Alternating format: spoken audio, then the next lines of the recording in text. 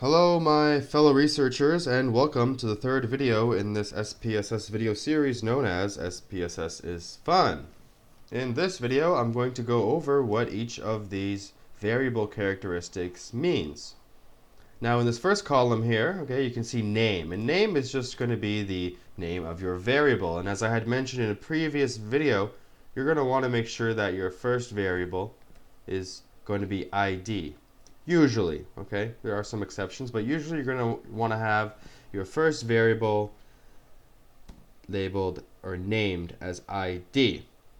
Now, just for the purposes of this video, I'm going to add three more variables, okay? We're going to have sex, which is a nominal variable. We're going to have education, which is going to be an ordinal variable, and we're going to have height, okay, height, which is a continuous variable. Now, type is basically the format of the data that is going to be entered in your data view. So here's data view here. Okay, we have no data in here, but basically, I'm going to go back to variable view now. Basically, you're going to have everything set at numeric. Now, there are some other options. You can choose date, for example. Suppose you want to do like a repeated measure study and you have time 1 and time 2 and they're set by dates. String here, string is for text. Okay, usually you're not going to want to have text. You're going to want to convert text into some kind of numeric format. I'll explain that in a later video. So basically just keep everything at numeric, and I'll show you how that's going to work out for us. Width is going to be the maximum allowable characters of each of the cells in your data view. So I'm going to go over to data view here. Now width only actually affects text input. It doesn't affect numeric input. So that's kind of pointless or meaningless. Just keep it at 8. That's the default. Decimals. Now if you remember in my last video we changed some options. The decimals I set to be 0 because we don't have any decimals in our data. If you have decimals in your data, you can just change it easily by clicking on the cell and moving up and down here. But I keep it at 0 because it just looks cleaner.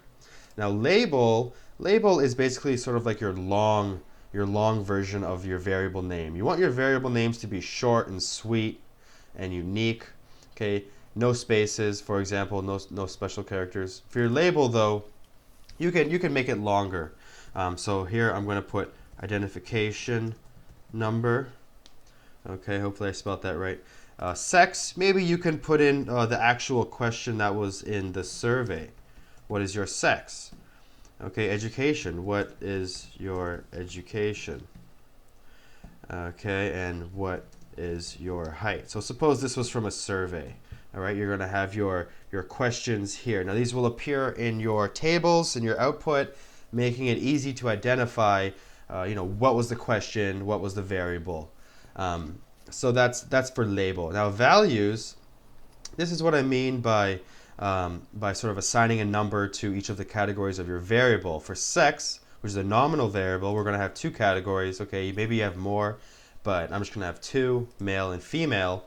So I'm going to assign the value of 1, okay, to being male, right? And I'm going to add that, and I'm going to assign the value of 2 to being female. Oops, I don't know how to spell female. Okay, female. All right, I'm going to choose OK. Now you can see it gets populated in there. Let's go ahead and do this for education here. A value of 1. Let's just make it high school. Keep things simple. Okay, value of 2. Let's say undergrad degree. All right. Value of 3. Let's say graduate degree. I don't know how to spell anymore. Graduate degree. Okay, great. So 1, 2, and 3. This is an ordinal variable, right? Because we're increasing education level. Height. That's just going to be a continuous value, height in feet, for example. So we're not going to mess with that. Missing. You can generally leave this column blank, unless you actually want to assign a value to missing values. But SPSS will just consider a blank data cell as missing. So there's nothing really needs to worry about for that. Columns. Okay, column. This is just column width.